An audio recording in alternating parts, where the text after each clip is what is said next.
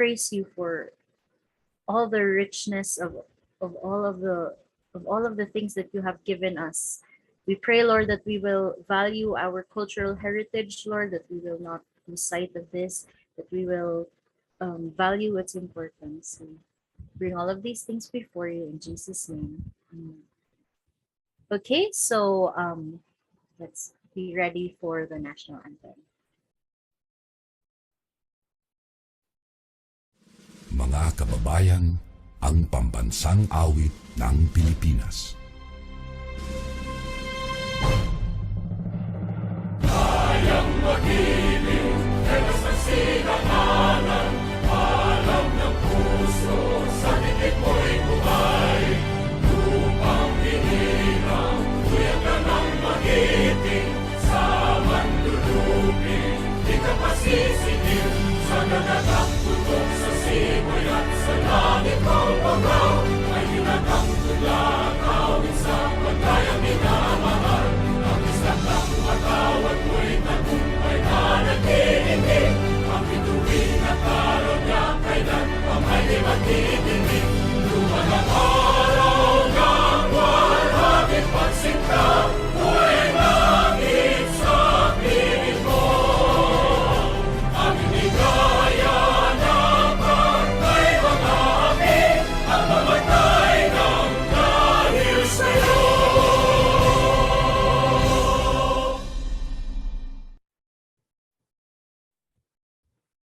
So, maayong buntag kaninyo tanan. For the benefit of those who've only joined us now, the Vicente Soto Lecture Series is a monthly lecture series on the literary, cultural, and historical heritage of Cebu. For almost 2 years now, we've been hearing from esteemed researchers and writers on different aspects of Cebuano studies, from the pre-war Cebuano fantasy novel to special research archives, to the Cebuano Christmas traditions, local cinema studies, Cebuano poetry and history, among others. I have attended a few of these and I've been blown away by how rich our cultural heritage is. Many of these things we're not taught in school, so I feel like these lecture series really help make up that lack, and it really helps me to appreciate my Cebuano heritage. So today we'll be hearing from one of our esteemed scholars in local history, Dr. George Emmanuel Borinaga. But before we begin, to welcome us today and to officially open the program is the Deputy Director of the Cebuano Studies Center, Dr. Bea Lastimosa.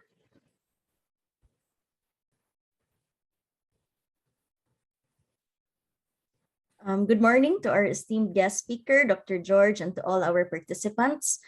So it is my pleasure to welcome you all to this month's installment of our lecture series organized by the Cebuano Studies Center of the University of San Carlos. Allow me to give a little background on the Cebuano Studies Center and what we do here. The Cebuano Studies Center is a center of research on all aspects of Cebuano culture. It functions as a special library to house source materials pertaining to Cebu, as well as the predominantly Cebuano-speaking areas in the country. It also functions as a research center devoted to studies pertaining to Cebu in the area of the humanities and social sciences. And it functions as a special office assisting in the promotion of Cebuano culture and the arts. Over the years, the Cebuano Studies Center has become an active instrument in encouraging and supporting research activities within the university in the areas of the social sciences and the humanities. In addition, it has also become a model of its kind as a local regional research center in the country through its varied activities in the conduct and promotion of the local regional studies.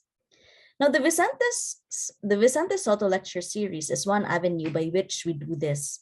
This monthly lecture series, which ran many years ago, has been revived under the direction of Dr. Hope Yu with the goal of adding to the discussion on Cebuano culture, arts, and history.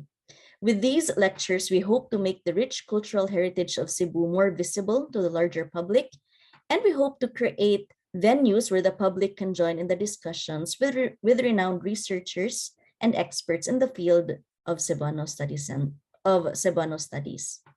Now, since reviving the Vicente Soto Lecture Series 2 years ago, We have heard from really many esteemed researchers who talked about different aspects of our history, culture, and local traditions.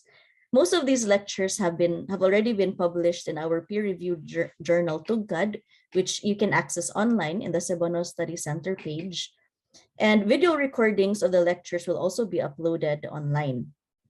But today we are very honored to have with us Dr. George Boreniaga. Sir George, we are a great admirer of your scholarship and your research work, and we thought that we really could not have the Vicente Soto lecture series without having you as our speaker at least once, and we hope to collaborate with you more in the future. Now, the lectures that we are bringing to you serves as acts of cultural production, which also serves as a means of boosting cultural identity. Whether tangible or intangible, culture plays a key role in reinforcing identity, binding together a community, and diversifying our national identity. It is in this spirit that the Vicente Soto lecture series has taken shape. So on behalf of the Cebuano Studies Center, I welcome you all today, and I would like to extend once more our gratitude to Sir George for accepting our invitation to be our speaker for today. Thank you. Thank you for that warm welcome, Ms. Bea. We will now come to the part of the program that I'm sure many of us are looking forward to. Please be reminded that there will be an open forum at the end of the lecture, so please feel free to type in your questions in the chat box while the lecture is going on so that we can take them up during the open forum. So without further ado, let me introduce our speaker, Dr. George Boreniaga. So George Emmanuel R. Boreniaga is an assistant professor in history at the Department of Anthropology, Sociology, and History at the University of San Carlos. He completed his PhD in history at the University of Hull in the United Kingdom in 2019 with a dissertation titled Solidarity and Crisis-Derived Identities in Samar and Leyte, Philippines, 1565 to present. He is currently the Visayas representative and secretary of the Executive Council of the National Commission for Culture and the Arts, National Committee on Historical Research for 2020 to 2022. A lifetime member of the Philippine National Historical Society, he was awarded the Young Historians Prize in 2014 by the NCCA and NCHR in 2015, and the 9th Virginia A. Mirilao Excellence in Research Award by the Philippine Social Science Council in 2021. His research interests include local history, social movements, and community resilience studies. Ladies and gentlemen, a warm virtual round of applause for Dr. George. Thank you, Ms. Christine, for the generous introduction. And good morning as well to everyone. And before I start, I'd like to thank Ma'am Hope Yu, the director of the Cebuano Study Center, as well as Ms. Bea Lastimosa for inviting me to present part of my research. So this is actually based in part on my PhD thesis that was whose title was mentioned earlier, but focusing on one value that I found to be prevalent among all the identities that I featured in my dissertation. So allow me to first share my screen. Is this now visible? Yes, Sir George. Okay, thank you, Christine. So the title of my talk is Isog as Virtue in Visayan Cultural History. So isog is something that I've actually have been looking into in my personal research. So I started out with my master's thesis on the Pulahan movement in Leyte, and later expanded it to examine community resilience in Samar and Leyte from the post-colonial period until the post-colonial period. But personally, this has also been something that I've heard about even before I went into history. So in the past, I experienced kaniang stereotype about the Waray people of Samar and Leyte when I first studied in Cebu. But even my parents, my father, for instance, or other relatives would also talk about this reputation of pagkamaisog or pagkamatapang in Tagalog that has been ascribed to the Waray-speaking people of the Eastern Visayas. But what I'd like to show you today is that this stereotype, which we often think of as a negative stereotype, can also have positive connotations, and it did have positive connotations, which was not limited to the Waray or Samar Leyte people, but also applied to the wider Visayan cultural area. And this is what I'd like to explore this morning. So the outline of my presentation will consist of the following. So I start with the questions, the sources I will use, and the approach. And I will also show you some of the meanings of isog as found in some of the earliest dictionaries from the Visayas as recorded by mga missionaries. So mga Jesuits, Recollects, or Agustinians. And for the main part of the presentation, I will look at the different identity labels that have emerged in the Visayas from the early colonial period until the post-colonial period, and look at their changing meanings. So this is what's interesting about these labels. They have accumulated across time, and they have also been ascribed certain meanings or certain images, values, and the foremost of this is the isog virtue, which we can trace back to the earliest contact with the Spaniards, and thus might have had pre-colonial roots. And lastly, I examine gender aspect of isog. So we tend to think of ferocity, bravery in gendered terms. Sa atong usually as a link with masculinity, but I will show nga this is not necessarily gender specific ang isog nga concept or value. And I conclude with some summative thoughts about the presentation. So the main question I'd like to ask is the following, How were isog and related concepts or values defined and acted upon in the colonial and post-colonial periods? So there are thus two aspects of this: how people conceptualized isog and then how they acted upon it. And for the sources, so I will examine chronicles, ethnographies, official reports from the Spanish, American, and basically the colonial periods, and after, so historical cultural essays. So even things written by Rizal, we can still link to isog. And I also look at poems, songs, and proverbs or mga sayings. So in terms of approach, I approach this through what's called a history of sensibilities, which was first promoted by the French Annales School. So the main figure linked to history of sensibilities is Lucien Faber, who is one of the pioneers of this French school of historiography. So he proposed that we look at emotions because they played or had played a key role and still do play a key role in our history. So the area we are looking at is not necessarily limited to the Visayan Islands. So as various writers like Father Alsina or Father Chirino in the early 17th century had emphasized the Visayans also included related groups in the Bicol area of Luzon and in northern Mindanao. So their language, culture had close similarities with those of the people inhabiting the middle islands of the Philippine archipelago. So here is some of the screenshots from early Spanish period dictionaries.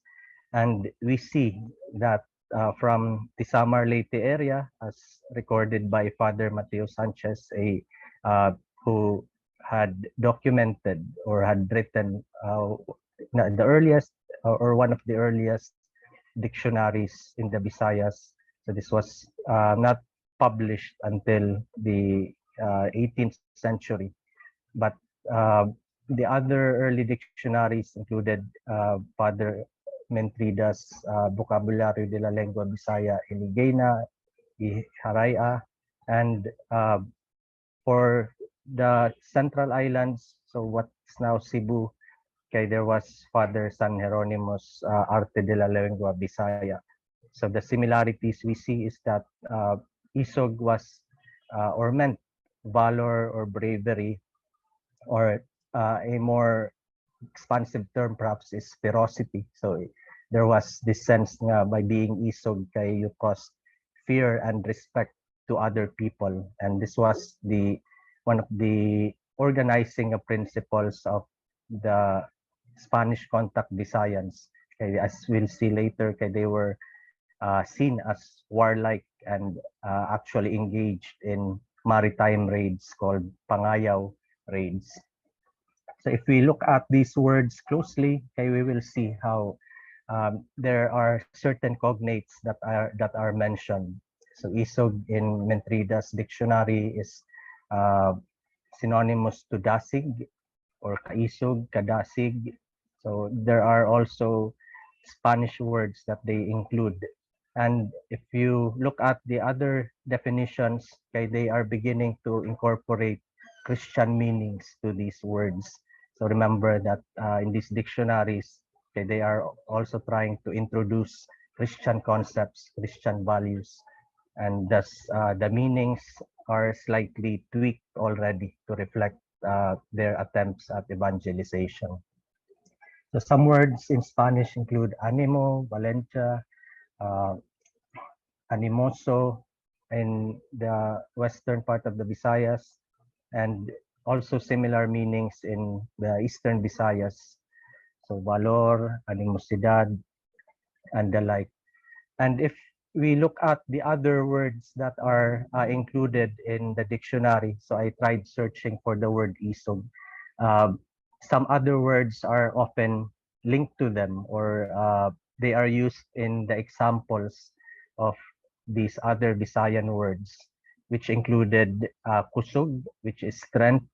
So there was a discussion I had with an Tacloban-based academic and linguist. So he was trying to look at the uh, Austronesian counterpart or root word for isog, and he couldn't find any.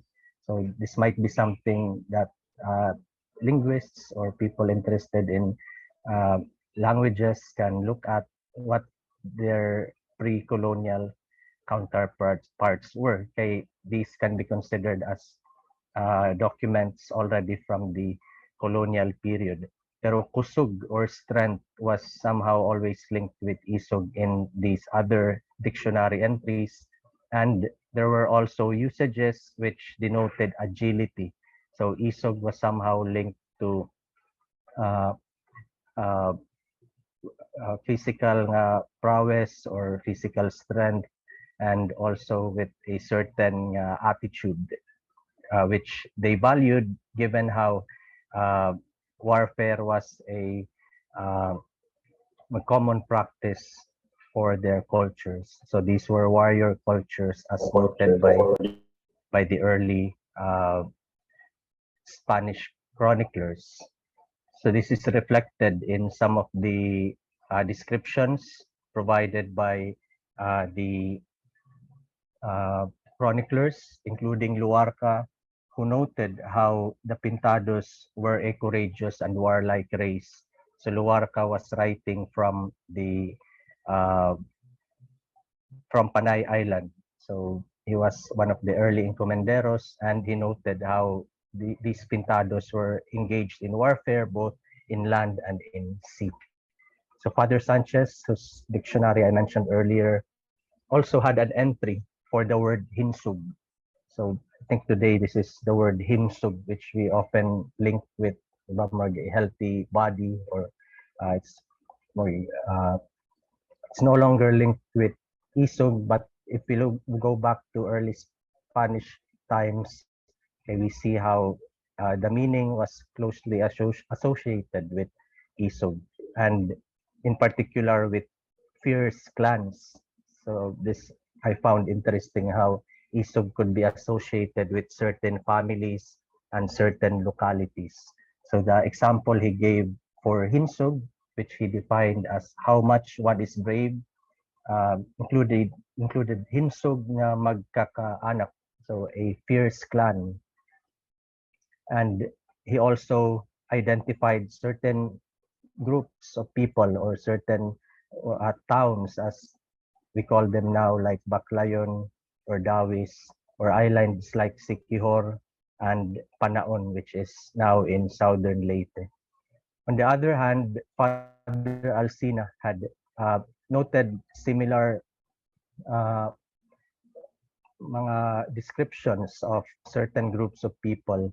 So Alsina noted how both Samar and Ibabaw were considered as brave and feared in their antiquity, and this is actually in reference to the two parts of Samar at the time. So Ibabaw was the northern and eastern coast, so the side facing the Pacific, and Samar was the side that's now known as Western Samar, West province of Samar.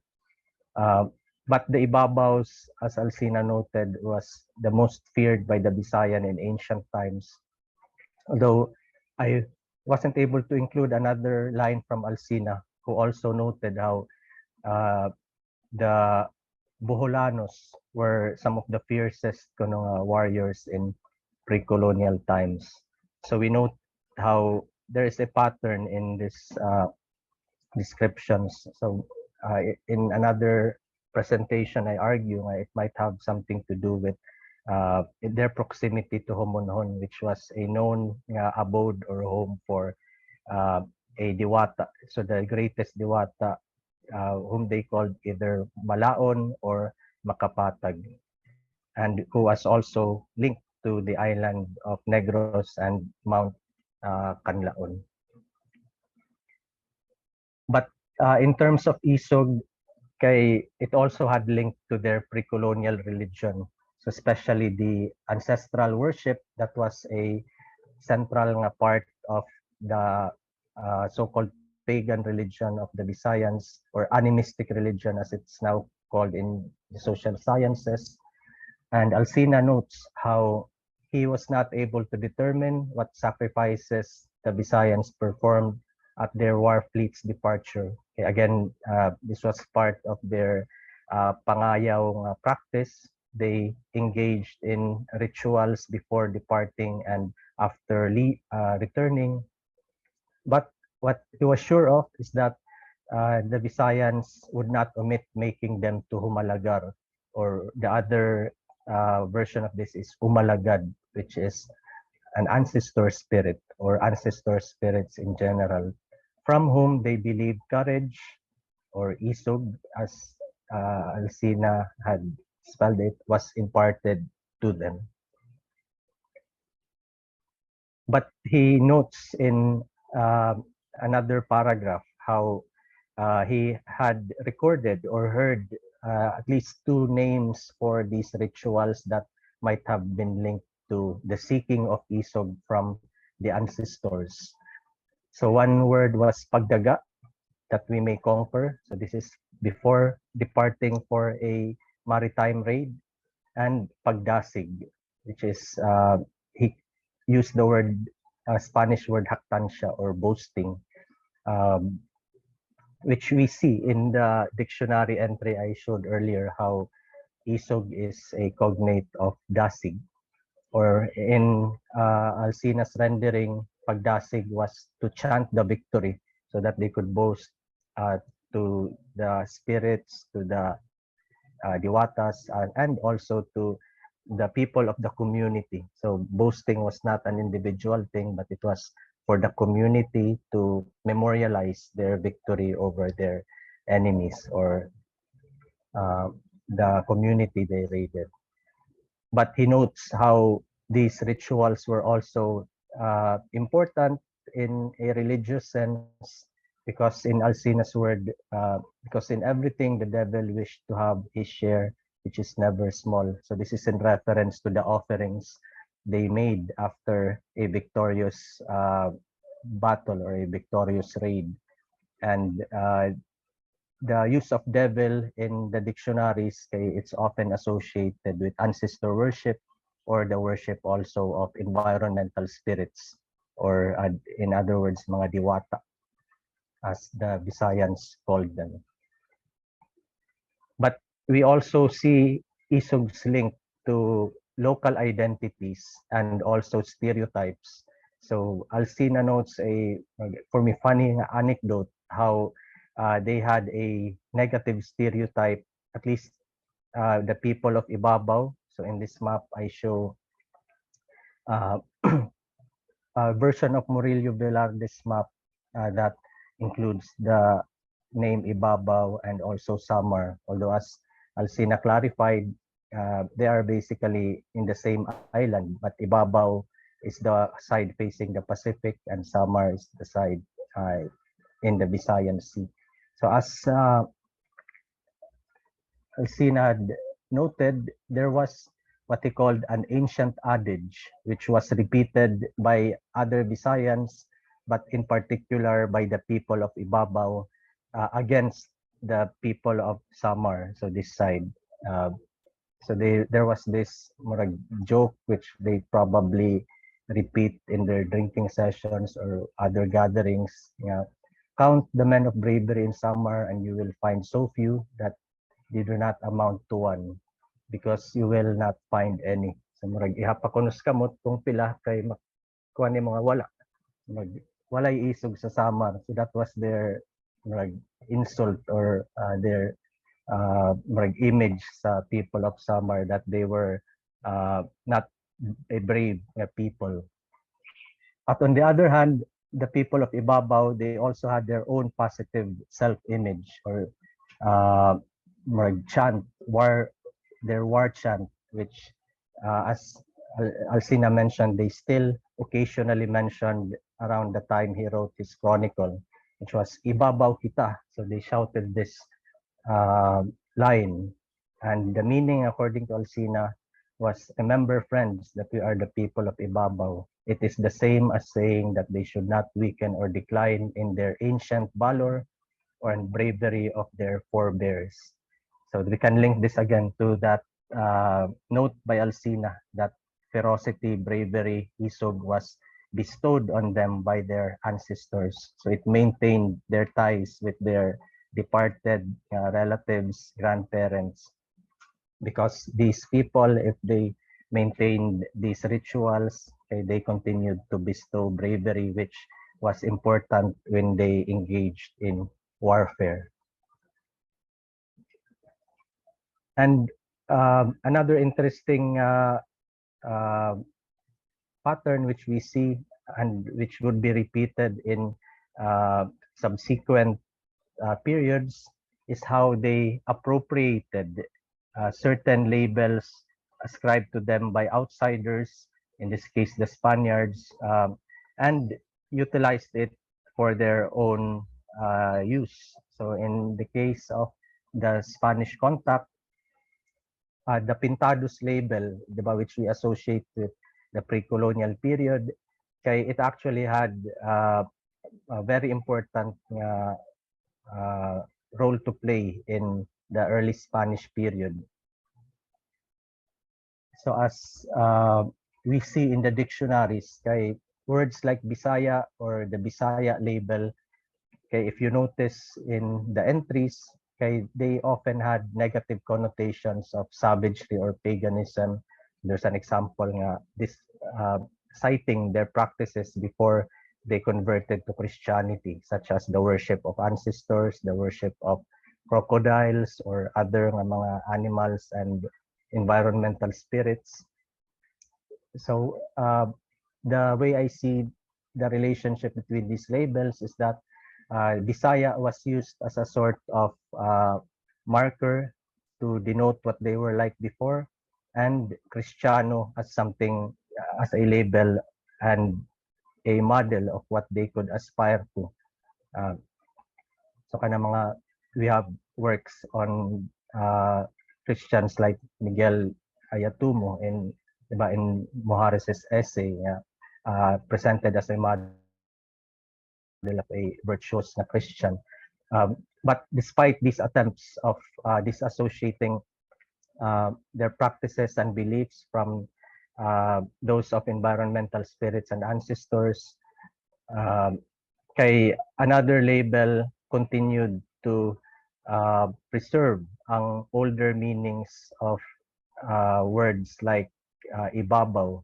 Diba? They projected older meanings to new words like pintados, which referred to the ancient practice of tattooing that in pre-colonial times also denoted bravery. So ang negative stereotype associated with Bisaya kay it has been retained in more modern nga mga meanings, but we still have this notion nga Bisaya is synonymous with cheap, crude, uncultured, lowbrow, has poor taste. But in Alcina's time, kana nga na ay tendency to efface these negative meanings and to apply newer meanings. And in the case of Alcina's Chronicle, kay Bisaya simply meant a pleasant and a happy person. But the Pintados label, this was what an Italian traveler who was believed to have passed through the area around 1697 had noted about the Pintados label. He described how tattooing was still practiced in the late 17th century, but the Pintados label became something they were proud of using. So those people, the Bisayans, as he mentioned, delighted in this label above the rest, as if it betokened valor and nobility. Kana valor, isog, nobility. So there's also other examples from other historical periods that these were closely associated, being isog, being brave, kaya it was synonymous with nobility or being a well-known person. But what was the context? Why would Pintados remain a something people were proud of using as a self-label? So we should also remember how in the late 16th century and early 17th century, okay, this was the beginnings of what would be called the Moro raids. So attacks by the sultanates in the south or even smaller communities who followed Islam and who the Spaniards had difficulty in conquering, who primarily victimized the Visayans. So the people who mainly resided in the middle part of the archipelago. And this report tells us something about why this meaning of being maisog continued to be cherished, especially through the Pintados na label. So according to Aganduro Moris, so the Indios of the Visayas, so say that before they gave obedience to the King our Lord and became Christians, not only did the Mindanaons not make raids in their territory, but that on the contrary, they would go to Mindanao where they took many captives and terrified them. So kato ang notion of isog as someone terrifying. And now it is the opposite, because since they are Christians and by this time they had been disarmed, so they were only allowed to arm themselves with crude weapons. So it is not licit for them to make those raids, and they are disarmed. They are paying for what they did back then. So in this line, we see a larger context of why isog would continue to be a valuable virtue, given their need to defend themselves using crude weapons and their inability to reciprocate or to retaliate against these attacks from the south. So we now go to the next label. So from colonialism and Christianization, okay, of course, the nationalism that emerged in the Philippines was of an anti-colonial nature. So we defined our being Filipino based on our struggle for independence from the Spaniards and later against the Americans and the Japanese. And from our history, kay, it's quite well known to us how the models of bravery or self-sacrifice were heroes like Rizal and Andres Bonifacio. So this is what we see in the history books, but even in the writings of these heroes and in the different forms that emerged in the during the revolution, okay, we see how models of bravery were taken not only from local heroes but from non-Visayans like Rizal and Bonifacio. So Rizal himself had number of lines that describes Filipino ferocity, or what we could call in the Visayas as isog. So there is a passage in the Philippines a century hence where he compares and contrasts the Spaniards, who he likens to a Spanish bull, and the Filipino Carabao. So of course we know or are familiar with the temperament of the bull, but in the case of the Carabao, kay Rizal has this interesting description. The Carabao has all the meekness and all the tenacity and ferocity of this Carabao. And there's a line before that that describes how the Carabao is humble and he's not easy to be agitated, but once he becomes angry, kay the battle is until death. So I think it's just the sentence before this. But the word used for what we could call in the Visayas as isog is furia. And Divira, a Leiting scholar and an official in the revolutionary government and the early American colonial government, also points out how in Mi Ultimo Adios, Rizal's calm demeanor in before his execution.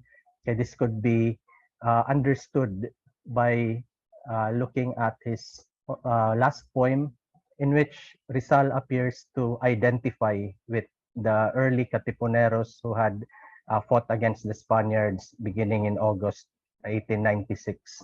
So Rizal would not be executed until December 1896.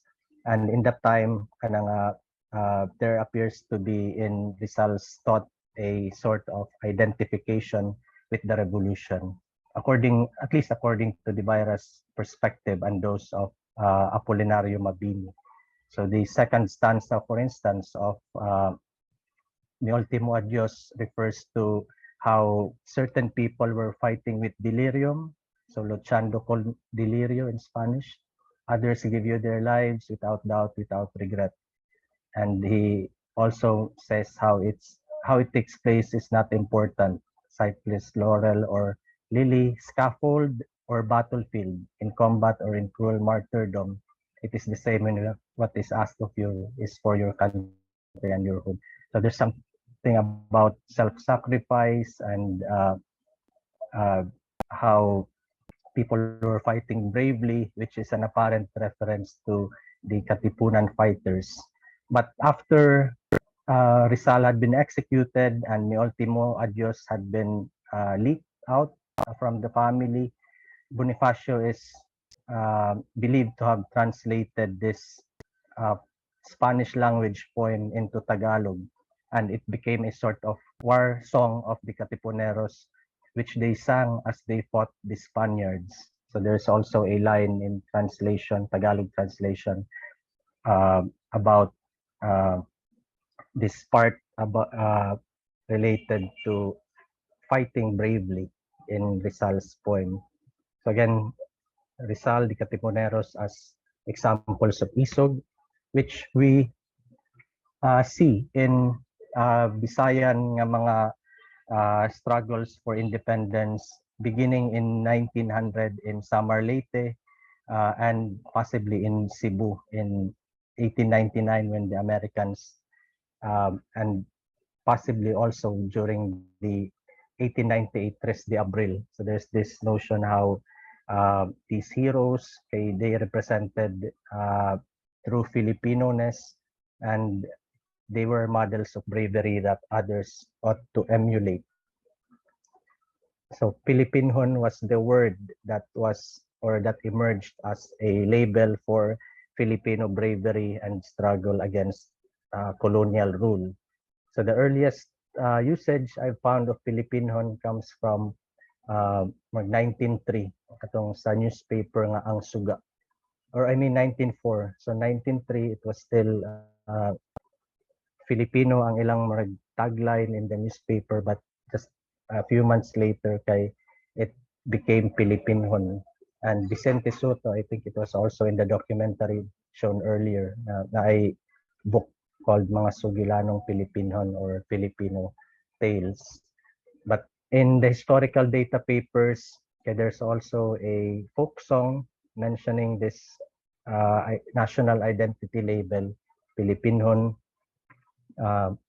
And in a lot of these songs, Rizal is also cited as an exemplar of nationalism, heroism, and self-sacrifice. So moreover, this is not limited to mga revolutionaries or to the soldiers of the generals sent by President Aguinaldo. This would later continue with so-called millenarian groups, kanang mga religious fanatics as they were labeled by the Americans. So thus we come to the Pulahanes label, which had also a negative connotation. So these were rebels which continued to resist American rule even after the surrender of the elite leaders of the revolution. And in Cebu, it would last until 1906 with the surrender of the Tabal brothers. And in Samar and Leyte, it would not end until 1907 in Leyte and 1911 in Samar. So the context of this struggle, which lasted longer than the brief Philippine-American War theater in the Visayas, where the cholera epidemic of 1902 and 1903, which killed a lot of people and which also attracted followers to these millenarian leaders, and a rinderpest epidemic which killed off around 90%, it is said, of the carabaos and cattle in the Visayas. So the struggle was noted for its ferocity. So animal-like ferocity ang term in the American period reports. And there were also other descriptions from Hurley's Jungle Patrol, which likened the Pulahanes to the Moros. And in folk songs recorded much later, there's also descriptions similar to what we saw earlier about pintados denoting valor and nobility. So the Visayan words used were ang mga bantugan, kapin, kamaisugnon, so the fierce and renowned ones. Si Otoy, the last leader of the Pulahanes in Samar, killed in 1911, and Lukban, who was General Vicente Lukban, the Bicolano general sent by Aguinaldo to lead the revolutionary Republican forces in Samar and briefly in Leyte. And as I mentioned, connecting these two phases of the anti-American struggle were these folk songs, denoting the self-sacrifice of Rizal. So they often began with this line. So kamatay ni Rizal, katong namatay ni Rizal, or in Tagalog, nung namatay si Rizal. And this is one illustration of giving us a sense of the ferocity of that struggle, which the Americans had a difficult time containing, both with regular forces and with new colonial forces like the Philippine Constabulary. And we see here some of the negative connotations of this label from the American side. So Pulahanism was associated with fanaticism, that these people were followers of the fanatical religious sect of the mountains, or the fanatical mountain people of Samar, as uh, Wallace Taylor had called them. But on the other hand, you also see how this label had been appropriated. So this isog connoting label had, according to another part of this report, become a label for the Iraya people. So people from the uh, uplands or the upriver people. So suspected Pulahanes overtaken or captured in the center of the island unhesitatingly uh, owned that they were Pulahanes because they said that all people that live in the mountains were known by that name. Many confessed Pulahanes may never have joined with any band. So these were the Pulahan bands, as they were called, who fought the colonial forces. For to them, the name meant nothing more than to designate them as mountain people. So again, we see a repeat of this pattern, like the earlier Pintados label. They used it to as a self-label. So after the revolution was suppressed and we were colonized by the Americans, okay, we were of course educated through the American school teachers, later Filipino teachers, and in many ways we became Americanized, as we see in this image from the time of MacArthur's liberation. Pero a new label would emerge after the end of World War II and the counter invasion of the Americans versus the Japanese occupation. And this was the Waray-Waray label, which also began as a sort of negative label, but which was appropriated and given positive meanings. So Waray is in Cebuano wala, so nothing, none, gone. And there's also Waray-Waray la, which is carefree, happy-go-lucky, and another Waray-Waray meaning is double nothing. Kaya gidoble man ang waray nga word. So in the early post-liberation period, what happened was there was two patterns when it came to migration out of the Visayas in the aftermath of World War II. So according to Father Flieger, an SBD priest and scholar, he noted how the central and western Visayas, a lot of people migrated to Mindanao, and for the eastern Visayans, Leyte first and then late Samar afterwards, a lot of them migrated to Luzon and in particular to Manila. So we can link this to what happened in the liberation period when Leyte and parts of Samar became a staging ground for the counter invasion of the Americans versus the Japanese. A lot of these people were exposed to what we might now call relief goods, katong mga American-made goods like chocolate and other processed goods, and also to mga movies. So there were a lot of movie houses, a lot of dances and the like. Some people very much enjoyed ang katong post-liberation situation nila. And I argue, at least in my dissertation, this led to a desire to shift to wage work. So ang nang-migrate sa Mindanao, kay a lot of them engaged in agriculture. But in Manila, the type of occupation was no longer farming, but wage work, like work in the pier or as house helper for women and the like. So there were a lot of jobs that opened up in the post-liberation economy. But later, this also declined, and thus the poverty that was later associated with the so-called Waray-Waray migrants. So in the early post-war decades, there was this common greeting kono in Tondo, how people greeted each other with Waray Upay. So if they ask each other, kumusta ka man? So Waray Upay, or in Cebuano, Way Ayo. So outsiders who heard the word frequently frequently uttered, the Waray word, began identifying them as Warays. So this is according to Monsignor Robredillo. But Professor or Dr. Gloria Melencio also has this article, and Melencio is also a daughter of migrants from Leyte. So some Filipinos condescendingly refer to this group of people as waray upay or waray kwarta, no money, or waray upay poor.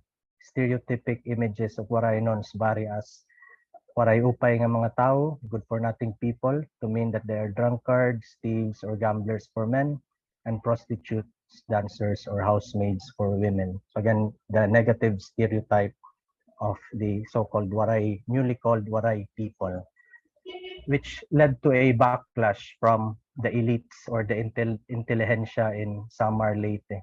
So the well-known poet, writer, and politician Iluminado Lucente would deplore how waray-waray had become a kind of insulting term. It's a mockery of our language.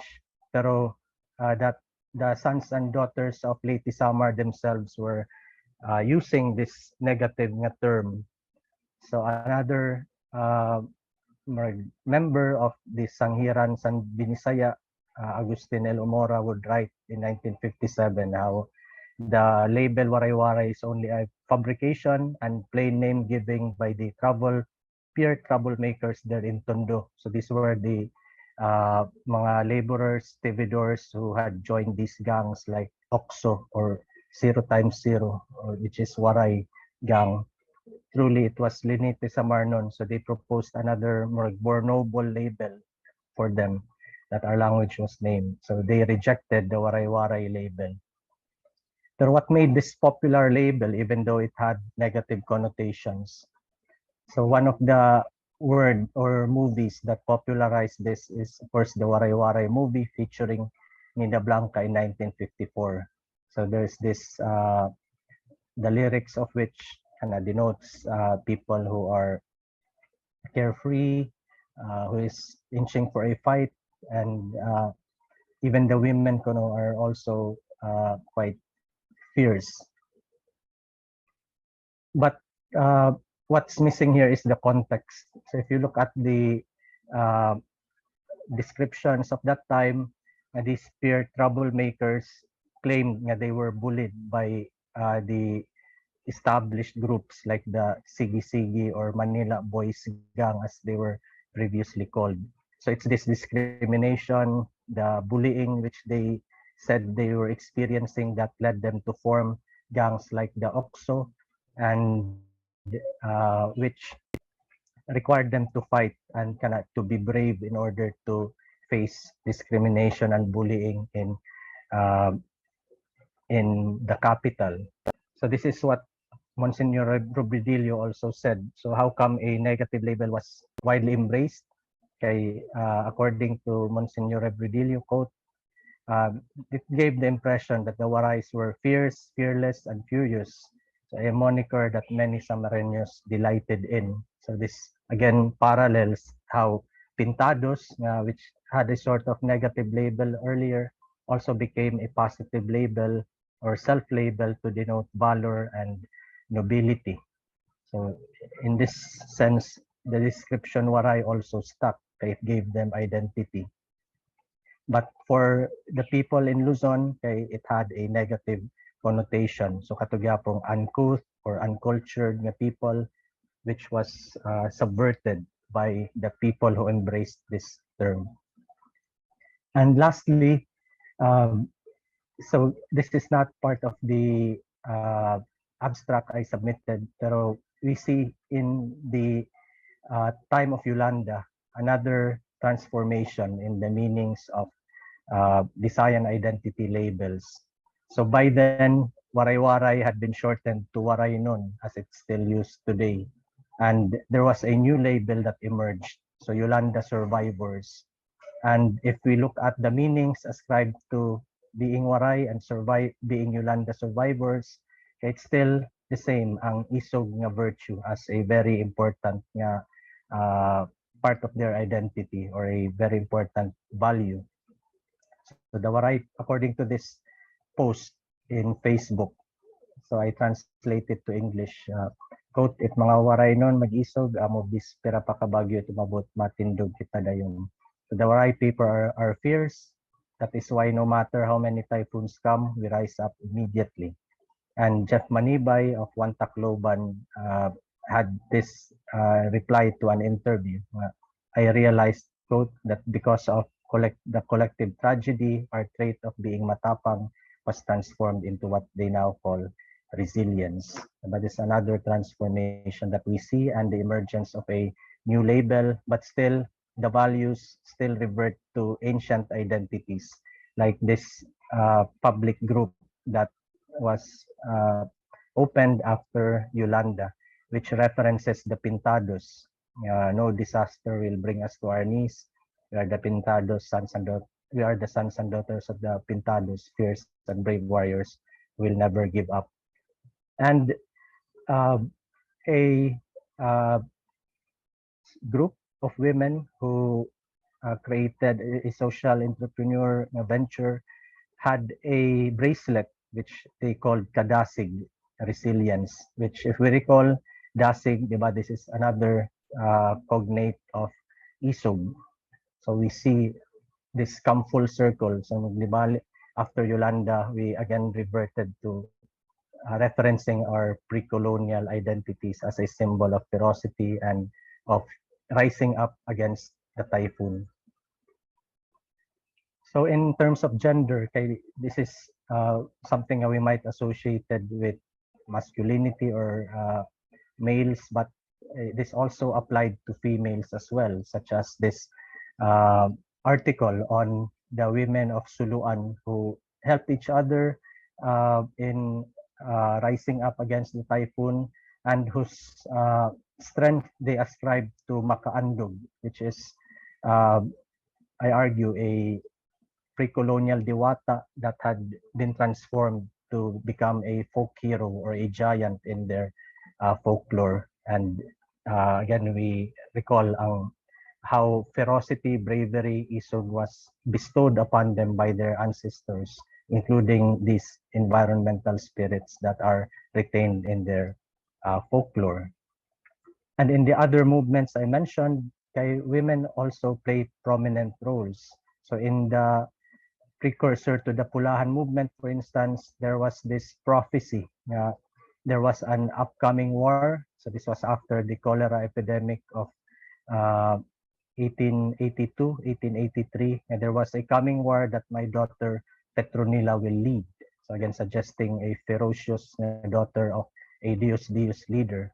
And in the Pulahan movement, the late Pope Faustino Ablen also had daughters, or maybe one daughter. It's still unclear if this was one and the same person, but one named Rosa had great leadership abilities, influenced her father, and was said to be the brains behind the movement. And Benedicta, another person who appears in the records, is credited as having a potent influence in maintaining the courage, meaning isog, and purpose of the band. And of course, the Waray Waray film with Nida Blanca. And as I'll show a quote below, even in households, the dominant partner in the marriage, in at least among lower income families, in one ethnography, they were the women. And even after, before Super Typhoon Yolanda, there were descriptions about a lot of the decision making, whether to evacuate or not, were made by the elderly matriarchs in a lot of the households.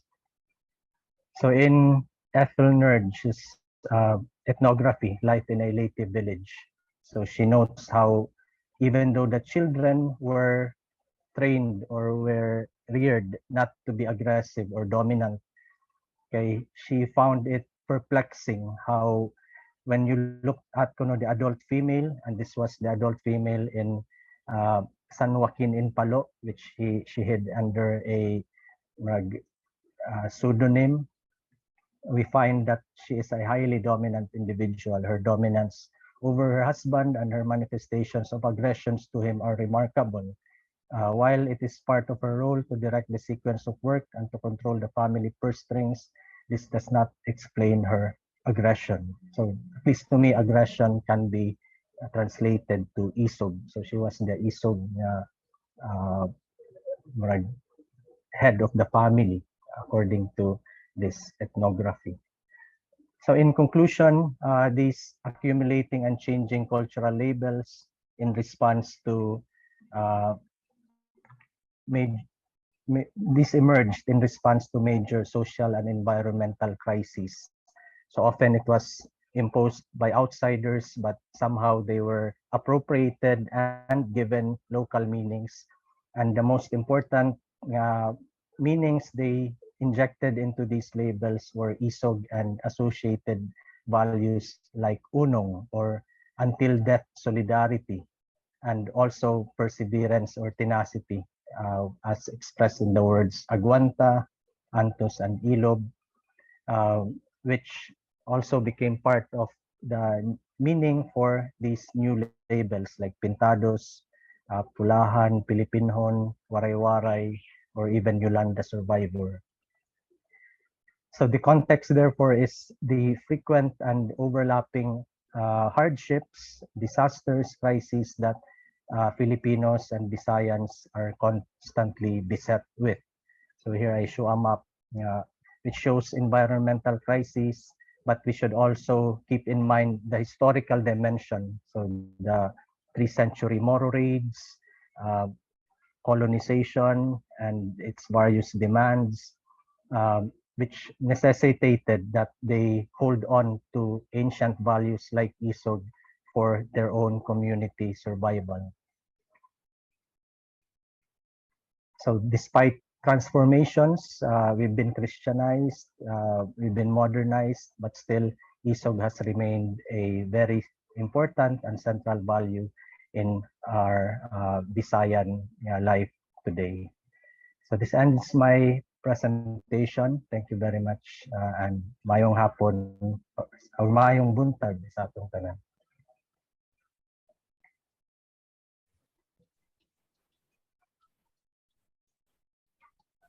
Thank you, Sir George, for that very enlightening lecture. I've always said it many times before na Cebuanos or Visayas are very isog. Even our accent sounds very isog. And to hear your study, it confirms a lot of what I grew up thinking about Visaya culture. So we've asked Sir George to answer some of the questions you typed into the chat box, and then we also have some questions that were sent privately. So we will try to accommodate as many as we can within the time that we have left. So sir, one of the questions here is that what led you to focus on this virtue of isog for Bisaya?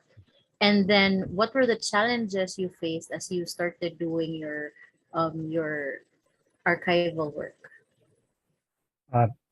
So as I mentioned earlier, katong I've already heard stories. For instance, my father was an alumni of Tiliman University. Yeah. Sa una ko apil man to frat sa una na exempted kuno sila from di ba kanang mga riot or anong mga trouble kung kay waray sila. So the warays were exempted from these conflicts between the frats because kana lagi or na ay reputation or na ay image of being maisog sa atong mga so-called waray. And in my case, kana sa Cebu, naapod na pag I would hear this story, your waray, so therefore your isog. You know, that has been a constant since my college days or the stories I heard earlier. And the other, in terms of a scholarly direction, it was after a conference in Dumaguete sa ICOFIL in 2016. I had presented on that last part, so about the responses to Yolanda, so how they drew on mga local narratives, ang kanang local identities in responding to the typhoon.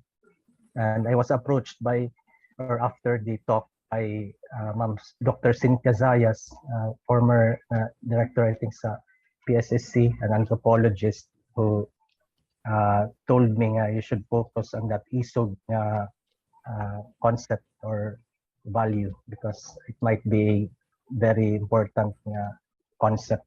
That's what I did. So I focused on that word, so how it changed across time. And a lot of the materials, it took me a while to, so a lot of it actually serendipitous. So you would be reading about another topic and then you'd encounter this word. So I guess that's how I came to accumulate all those narratives or all those references to ISOG in relation to the different identity labels that I mentioned in the talk. And what were some of the challenges you faced, sir, as you started doing this archival work? So I think in terms of the stereotype, kay, di ba, may kag Bisaya, kay naman yun na negative connotation or when I was in Manila, for instance, was trying to look for the Bayer ethnographic collection. I had difficulty in sorting out the reference to, I think it was the librarians there. I heard this quip kay Bisaya pala to. So parang, at least for me, that tells you something about the image or the more negative stereotypes that prevail even up to the present. So at least that's what I would say as one of those challenges. You get to experience firsthand what these people in the historical accounts had also experienced. Okay, thank you. Another question we have here is, I noticed that pre-colonial designs were described as fierce warriors. How did they get this reputation? Was it inter-island warring?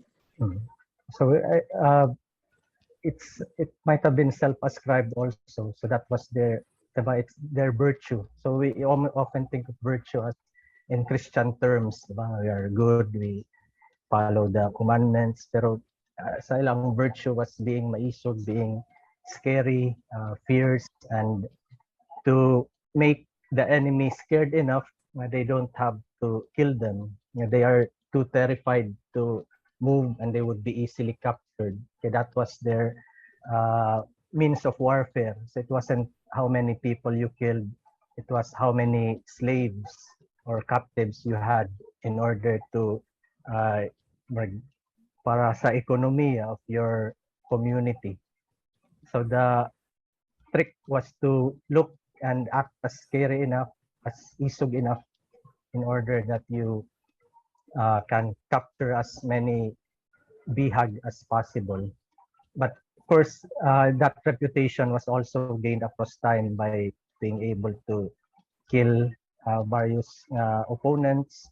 So that's why they're tattoo. So they were later called pintados because this was something you accumulated across time as you proved your kaisog in battle. So the scariest even had tattoos up to their eyelids as described by I think Father Alcina. So kung nakakita tagtawong na ay tattoo sa eyelids, so halos makuyapan na siguro ka, you would be captured and become a bihag of the community of that warrior. Thank you. And I think somewhat in relation to that, there's a question that says, is there a connection between the characteristic of Isog and paganism? Paganism, that's the term from the colonizer, diba? From it's a Western term to refer to the non-Christians or Judeo-Christian term, but the isog na virtue kay but it was also part of their religion. Kay it was bestowed as noted by Alcina. You had to perform a ritual, even the sacrifice of slaves in some accounts. You would have to conduct these rituals in order that the umalagad, the diwata, the war gods can give you isog. So that was the paganism part. It maintained the link with the ancestral spirits, with the spirit world. In order for you to maintain the community, diba, through captives, through raids and accumulation of bahandi or mga wealth that they captured from their rival communities. Kay you had to maintain these rituals before leaving and also after returning. So in essence, it was a central part of their so-called pagan religion. I had a question here about, yeah, how can we access records of the rituals you described? Or other than the very rich and informative dictionaries, are there other sources regarding these rituals? So the Chronicles, Father Alcina is one of those very comprehensive accounts. Although the book 4 is not yet available in published form, it's still in manuscript form from Father Kovacs. Uh,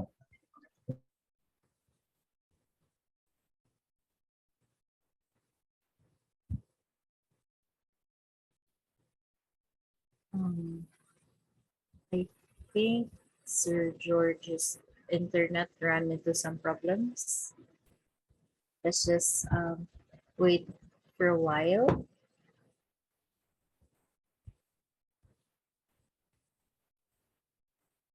Um, if there's anyone who also wants to ask a question from Sir George when he comes back, you can also unmute some your mic and then speak. Okay. Does anyone want to share any of their thoughts on some of the things they've heard from Juan Antonio? He said, I come from Ormoc, some 100 kilometers from Tacloban in summer. It is so true that the Warais are feared for their temper and ferocity even when I was growing up. Thank you for the lectures. And I see Leandro Beltran has raised his hand. So if you would like to share, please unmute your mic. Yes, actually. Good morning to each and everyone. Kuan, actually, estudyante ko ni Sir George. And kuan jud, I'm a BA History major at USC karon, and yeah, one of the kuan good. Also, this was also given to us during my presentation also in his subject, which is the cultural history of the Philippines, because there we talked about the different types of virtues from the pre-Hispanic Philippines until the Spanish colonization period for over 3 centuries. And one of them kay ang isog jud o kahimsog, or ang kuan kanang kaisog jud sa mga Binisaya. Matud pa sa una nga wala pa sila na colonize. So wala pa niabot na rin mga kuan, mga colonizer, labi na mga Espanyol. Na nidugay jud sila og kuan, dugay jud sila dire. O atod pa nga ni abot pod ang mga lain pod kay makita gihapon nato kung unsa gyud ka prevalent ang kuan ang isog as Binisaya nga virtue. Of course, during the Moro raids, the Visayas also were recruited by the priest to guard the certain communities conversion of the Spanish priest, labi na mga Augustinians in the kuan in the southern portion of Visayas, no.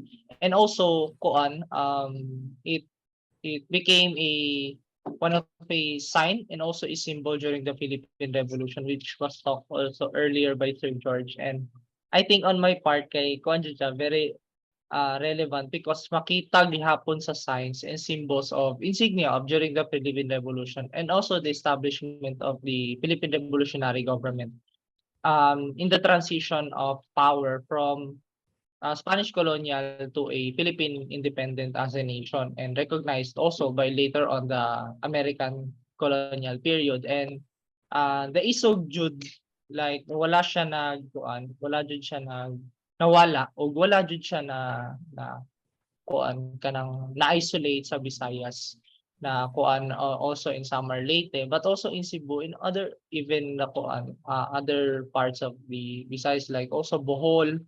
Makita jud na sa Panay Iloilo, although lahi ang ilang tawag, or the etymology of the word na isog, lahi ilang gitawag from the ferocity and tenacity of the Visayas. Kay makita gihapon na kuan kanang we are feels like, and upon the different challenges of life, we are standing still, no, and yeah, we can use it kanang like everyday Jude as a virtue to fight on and to fight the challenges of life.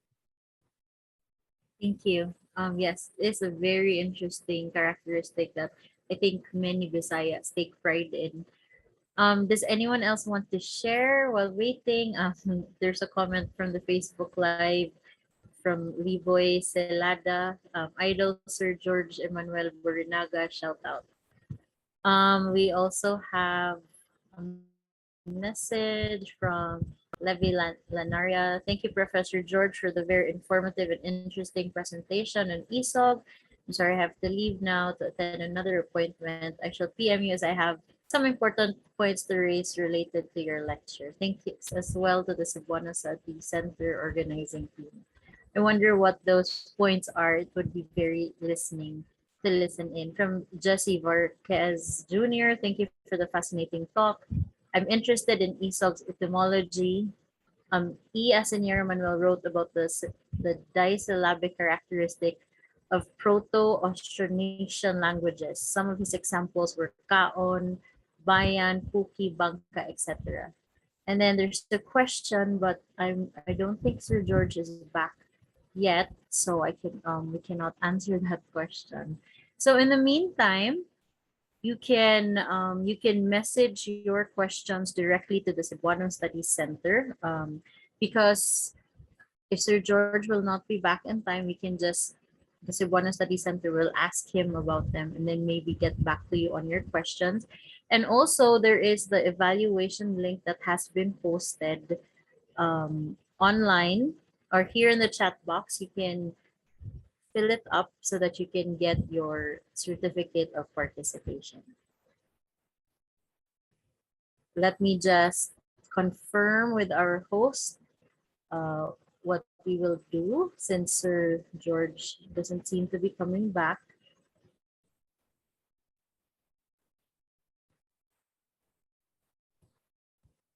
Hello, Kina.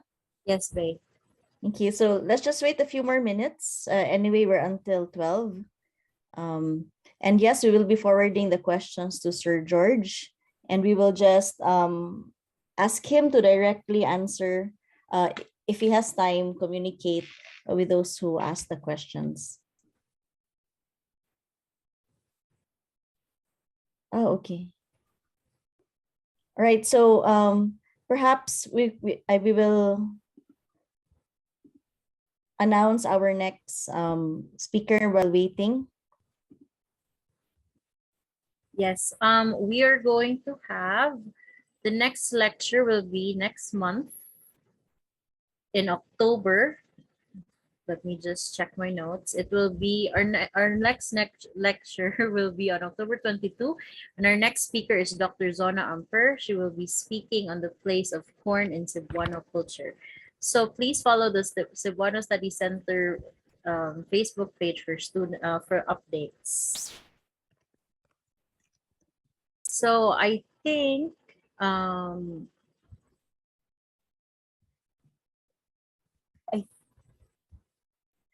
yeah. So if you're finished filling up the evaluation form, okay. So we would really like to show our appreciation to Dr. Borinaga for taking time out of his schedule to come and share with us a very interesting topic, something that we Visayas can really relate to, something that growing up we knew was part of our culture, but to actually hear it being fleshed out and to show the etymology and the history connected with the virtue of ESOG is something that I find very, very fascinating.